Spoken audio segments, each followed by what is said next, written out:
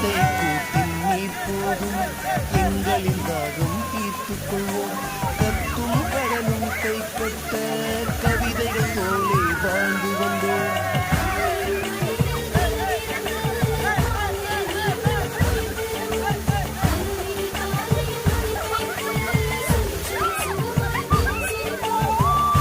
ஐந்தெழுத்து புதுமொழியை அறிய வைத்தாள் என் அன்னை. அண்ணன் தங்கையை வருமே நேசம் கொண்ட தமிழ் மண்ணை. நிலவுகள் சேர்ந்து பூமியில் வாழ்ந்ததே அது ஒரு பொற்காலம். போதும் போதும் போதும்.